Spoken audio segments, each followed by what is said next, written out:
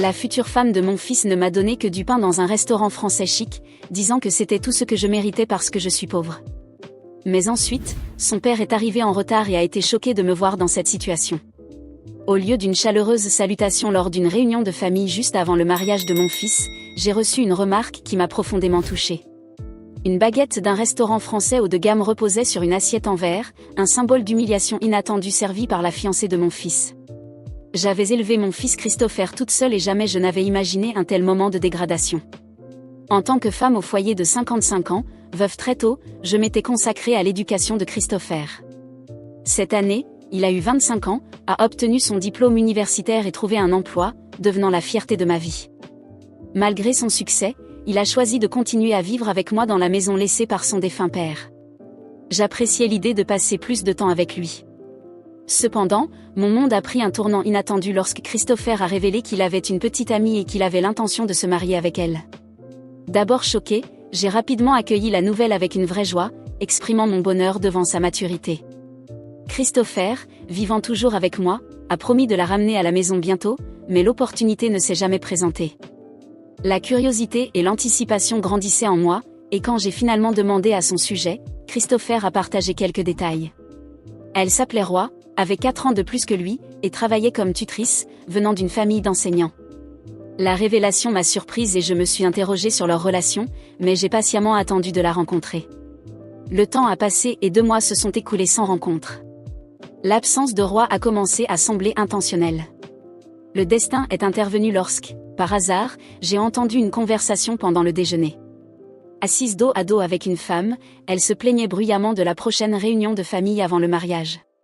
Intriguée, j'ai écouté tandis qu'elle exprimait l'intention délibérée de retarder la rencontre avec la famille, voulant tester l'engagement de Christopher envers leur relation et prouver qu'il n'était pas un fils à maman. Cette rencontre inattendue m'a laissé réfléchir aux dynamiques en jeu réalisant que le destin pouvait être à la fois intrigant et effrayant, elle l'a dit et j'ai failli me retourner. Le nom de Christopher a résonné dans l'air, me causant un léger vertige. Le conseil de son ami à Roy, tu dois être plus humble, a confirmé que la femme discutant bruyamment de sa future belle-mère n'était autre que la fiancée de Christopher. En tenant ma tasse de café, ma main a tremblé, et mon ami, sentant ma détresse, m'a demandé si j'allais bien. J'ai mangé mécaniquement le dessert recommandé. Mon esprit était fixé sur le fait de quitter cet endroit le plus rapidement possible. Ignorant ma présence, Roy a continué ses plaintes sur sa famille. Elle a rabaissé le concept de famille monoparentale, le comparant à son prétendu meilleur niveau d'éducation. Roy m'a qualifié de mère possessive et a parlé de faire abandonner Christopher après le mariage. La peur a supplanté toute la colère que j'ai ressentie. Le conflit entre belle-mère et belle-fille avait commencé prématurément, avant même la rencontre de famille ou le mariage. Roy a démontré son mépris. Pourtant, elle était la femme que Christopher avait choisie. J'ai essayé de me rassurer qu'il devait y avoir quelque chose de merveilleux en elle. J'ai tenté de calmer mes nerfs, décidant de ne pas parler de cet incident à Christopher. Seule, j'ai cessé de le pousser pour la réunion de famille. Je savais qu'elle n'avait aucune intention d'y assister, et je refusais d'être constamment méprisée en étant trop conciliante. Christopher a perçu mon changement d'attitude, mais n'a pas insisté davantage. C'est bon si tu es occupé, quand ce sera pratique pour toi, lui ai-je dit, essayant de lui alléger le fardeau. Les préparatifs du mariage entre Christopher et Roy semblaient progresser plus vite que la réunion de famille. En repérant une brochure de salle de mariage sur la table du salon, j'ai réalisé que le compte à rebours avait commencé. J'ai envisagé de parler de l'ordre erroné des choses, mais je me suis abstenue pour le bien de mon fils. Faire une histoire entraînerait des accusations de ne pas pouvoir le laisser partir ou d'être un fils à maman, des accusations sans fondement qui me blesseraient. Christopher était essentiel pour moi, mais il était un adulte indépendant. Je m'étais abstenue d'interférer plus que nécessaire, démontrant ma tolérance. Un matin, Christopher a annoncé brusquement une réunion de famille avec les beaux-parents. Ils avaient réservé un restaurant français chic, et ils voulaient que je vienne.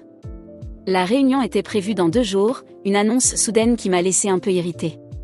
De telles choses ne devraient-elles pas être planifiées après avoir coordonné les emplois du temps de tout le monde ?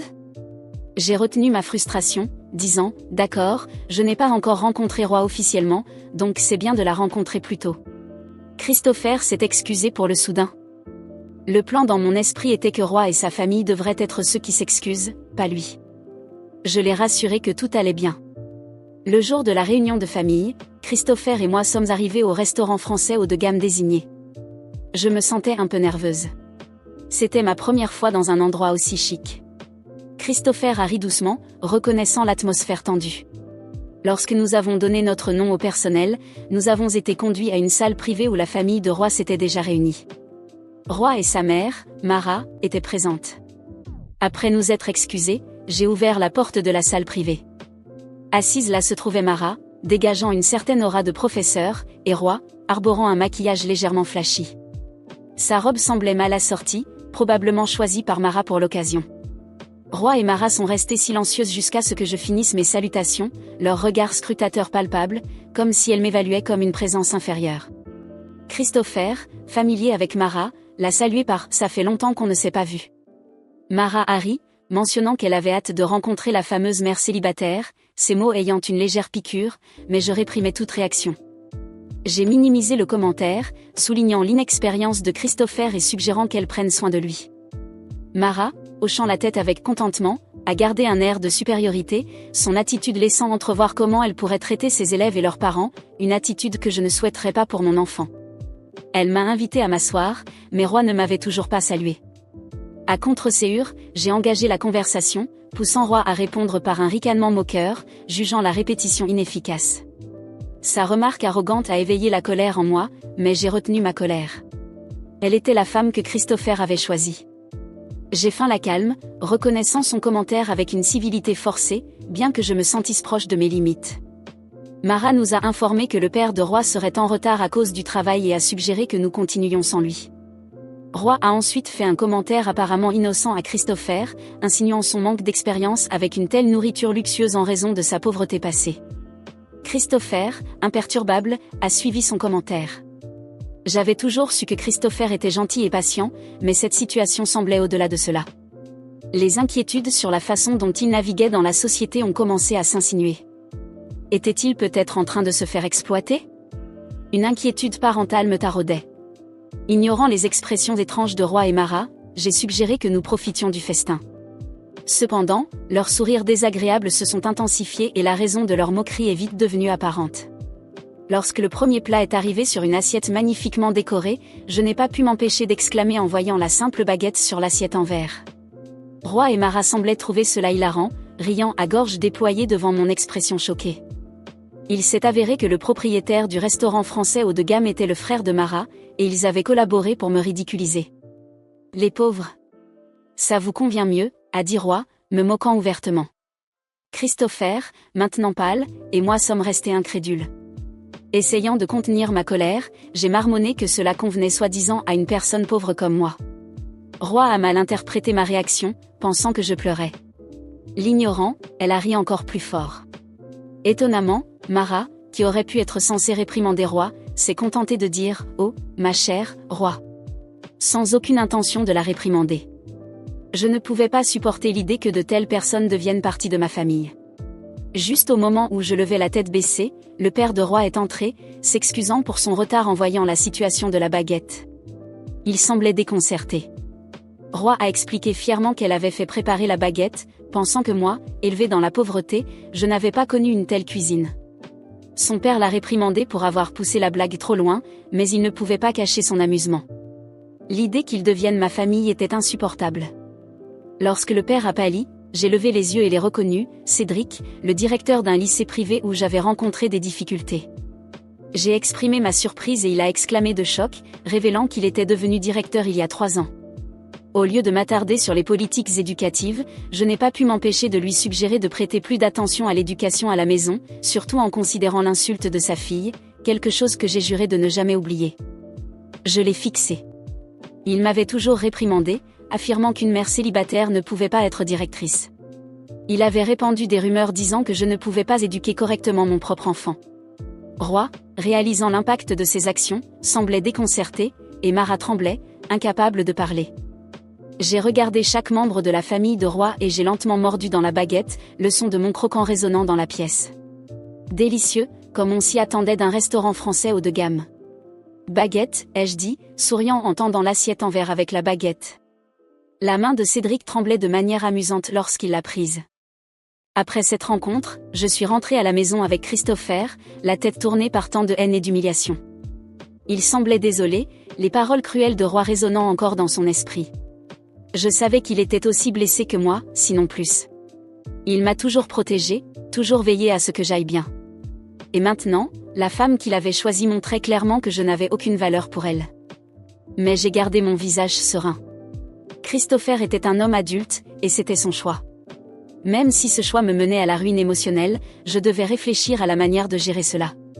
Mais, la nuit, alors que j'entendais Christopher sangloter doucement dans la chambre à côté, quelque chose en moi s'est brisé. Je ne pouvais pas permettre que cette femme, et sa famille snob, détruisent tout ce que Christopher et moi avions construit ensemble. J'ai décidé que si Roy pensait que je n'étais que la mère pauvre, je lui montrerais qu'être pauvre ne signifie pas être faible, et qu'elle s'était attaquée à la mauvaise personne. Le lendemain, j'ai commencé à planifier. J'ai pris un vieux carnet qui était rangé dans le tiroir et j'ai commencé à noter tout ce dont je me souvenais de cette nuit-là et des rencontres précédentes. Chaque petit détail, chaque mot malveillant que Roy ou Mara avaient dit. Tout serait utilisé à mon avantage. Je savais que je devais être prudente, des gens comme eux essaient toujours de s'en sortir sans conséquence pour leur cruauté, croyant que personne n'oserait les affronter. Mais je n'étais plus la femme qui baisserait la tête devant les puissants. Première chose, je suis allée chercher des informations sur Cédric. Il était le genre d'homme qui gardait bien ses secrets, mais je connaissais quelques mères d'élèves de cette école, et je savais qu'il n'était pas un saint. Après quelques appels, j'ai découvert qu'il y avait plusieurs plaintes contre lui, principalement pour maltraitance envers les employés et même intimidation de certains élèves dont les parents n'étaient pas riches. Les mères frustrées par le traitement réservé à leurs enfants se sont ouvertes à moi, racontant des histoires qui n'ont fait que renforcer mon but. Il avait du pouvoir à l'école, mais en dehors de là, il n'était qu'un autre lâche utilisant son poste pour humilier les plus faibles. J'avais besoin de preuves, et heureusement, l'une des mères avait des enregistrements de conversations où Cédric menaçait un élève. Quand elle me les a envoyés, j'ai ressenti le premier éclat d'espoir. C'était le début de ma vengeance. Entre-temps, j'ai continué à agir normalement à la maison. Quand Christopher a demandé si j'allais bien, j'ai souri et dit que oui, que j'étais heureuse pour lui et que tout irait bien. Il n'avait pas besoin de savoir ce que je faisais, du moins pas pour l'instant. Ma mission était de le protéger, et je le ferais, même s'il ne comprenait pas à ce moment-là. La prochaine étape était de gérer Roy. Je savais qu'elle était confiante, pensant que j'étais une femme vaincue. C'est pourquoi j'ai fait un point d'honneur de fixer une rencontre avec elle. Je lui ai envoyé un message l'invitant à prendre un café, quelque chose d'informel. Elle a accepté, pensant peut-être que j'étais prête à implorer ou à essayer de l'apaiser. Le jour de la rencontre, nous nous sommes retrouvés dans un café au centre-ville. Elle est arrivée avec un sourire présomptueux, les yeux brillants d'arrogance. « Alors, qu'est-ce que tu veux ?» a-t-elle demandé, croisant les bras, visiblement désintéressée. Je voulais mieux connaître la femme que mon fils a choisie pour se marier, ai-je commencé, feignant un sourire gentil. Je sais que nous avons eu un début difficile, et je voulais clarifier les choses. Elle a ri, un rire froid et sarcastique. Il n'y a pas grand-chose à clarifier, n'est-ce pas? Je pense juste que Christopher mérite mieux. Il ne devrait pas passer sa vie entière coincé avec toi, une femme qui n'a rien réussi à faire apparaître mère. Ces paroles m'ont frappé comme des couteaux, mais j'ai gardé mon calme. Je comprends que tu te sentes ainsi. Je l'ai regardé directement dans les yeux, un regard ferme qui a fait vaciller son sourire pendant un moment. Mais je dois te prévenir d'une chose, ne sous-estime jamais une mère prête à protéger son fils. Peu importe ce que tu penses de moi, Roy. En fin de compte, ce qui compte, c'est ce que je sais et ce que je suis capable de faire pour garantir que Christopher ne regrette pas ses choix. Roy est restée silencieuse, ses yeux se sont rétrécis. Elle ne s'attendait pas à ça. Peut-être avait-elle imaginé que je m'excuserais, que j'accepterais le rôle de la mère soumise. Mais non, c'était une guerre, et je ne faisais que commencer. Après cette rencontre, les choses se sont accélérées. J'ai obtenu plus d'informations sur Cédric, finalement, j'étais prête à agir. Un mois avant le mariage, j'ai fait en sorte de me rendre à l'école où Cédric était directeur. J'ai demandé à lui parler dans son bureau, et lui, surpris, m'a reçu. Je me suis assise sur la chaise en face de son bureau et j'ai sorti une clé USB de mon sac. J'ai quelque chose que vous voudrez entendre, Cédric. Il semblait confus au début, mais à mesure qu'il écoutait les enregistrements des menaces qu'il avait faites, son visage a commencé à perdre sa couleur. J'ai souri, sans aucune gentillesse. Il a tenté d'argumenter, de menacer, mais maintenant il était entre mes mains. J'ai exigé qu'il cesse de soutenir l'humiliation que sa fille me faisait subir, et surtout, qu'il parle à Roi et la fasse changer d'attitude. Sinon, tout ce que j'avais finirait entre les mains de la direction de l'école et des médias locaux. Cédric, le lâche qu'il était, a cédé. Il savait que cela détruirait sa carrière et son prestige. Et je n'allais pas m'arrêter là. J'ai envoyé une copie des enregistrements à Mara également, avec une note expliquant que si les attitudes de Roi continuaient, je prendrais des mesures légales contre eux pour diffamation et humiliation publique. Mara a essayé de m'appeler, mais je n'ai pas répondu. Elle savait que j'avais le pouvoir de détruire leur image. Une semaine avant le mariage, Roi est apparu chez moi, sans prévenir. Elle était pâle, et ses yeux n'avaient plus l'éclat d'arrogance qu'ils avaient avant. Je l'ai invitée à entrer et j'ai attendu qu'elle parle. Je suis venue m'excuser, a-t-elle dit, avec une difficulté évidente. Je l'ai observée un moment, voyant la bataille intérieure qu'elle menait pour ravaler sa fierté. Je savais que ses excuses n'étaient pas sincères, qu'elles étaient forcées par la peur. Mais je voulais que Christopher voie cela. J'ai appelé mon fils dans le salon, et quand il est arrivé, il a vu Roi s'excuser auprès de moi. Il avait l'air confus, mais aussi soulagé. J'ai simplement souri, acceptant les excuses, bien que je sache que cette histoire n'était pas encore terminée. Le jour du mariage, je suis allée la tête haute. Je savais qui étaient ces gens et je savais que, si nécessaire, j'avais le pouvoir d'exposer tous les secrets sordides de la famille de Roi. Pendant la cérémonie, Cédric et Mara m'ont lancé des regards inquiets, et Roi pouvait à peine me regarder. Et moi? J'étais tranquille. Je savais que si quelqu'un osait essayer de m'humilier à nouveau, je n'hésiterais pas à les abattre. Et qu'il n'oublierait jamais le jour où il s'en était pris à la mauvaise femme. Après le mariage de Christopher, quelque chose a définitivement changé dans la dynamique entre moi et la famille de Roi. Ils n'ont plus jamais fait de commentaires malveillants ni tenté de m'humilier. En fait, ils ont pratiquement disparu de ma vie, quelque chose que, bien que je n'ai pas aimé au début, j'ai commencé à voir comme une bénédiction. Cela m'a permis d'avancer, de me concentrer sur ce qui était vraiment important pour moi et pour mon fils. Je savais que j'avais besoin d'un changement dans ma vie. Toute cette situation m'a fait réaliser que je voulais plus que simplement me consacrer à mon fils, surtout maintenant qu'il avait construit sa propre famille. Alors, j'ai décidé de parier sur quelque chose qui m'avait toujours apporté de la joie, la cuisine. J'ai toujours adoré faire des douceurs maison, et mes amis et voisins ont toujours complimenté mes gâteaux, tartes et chocolats. C'est ainsi que l'idée est née. Pourquoi ne pas transformer ma passion en entreprise? J'ai commencé doucement, en vendant mes douceurs dans des petits marchés et aux gens du quartier. Au début, c'était quelque chose de simple, que je faisais dans ma cuisine à la maison, mais bientôt la demande a commencé à augmenter. Les gens adoraient les saveurs authentiques, les ingrédients frais et le soin que je mettais dans chaque douceur. Je me dévouais à chaque recette, expérimentant de nouvelles saveurs, créant des douceurs qui rappelaient des souvenirs d'enfance et du réconfort. Ainsi est né les délices de maman, un nom que j'ai choisi en hommage au rôle le plus important de ma vie, être mère.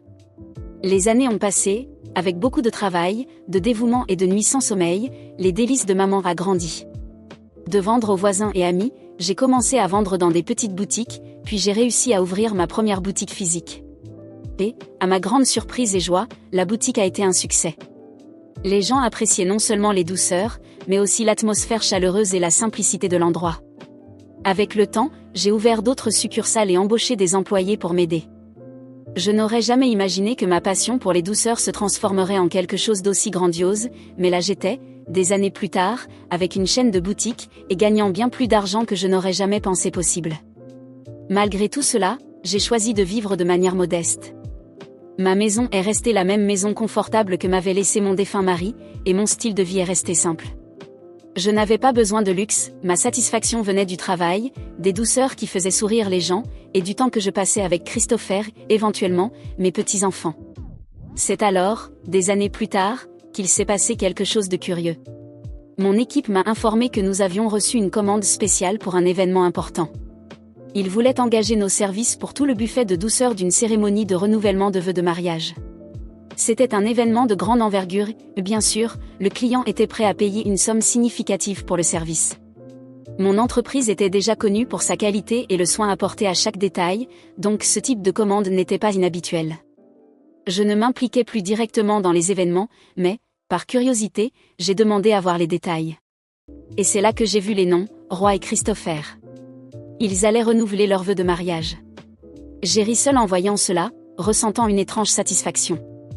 Ils avaient choisi mon entreprise pour l'un des moments les plus importants de leur vie, sans même savoir que c'était la mienne.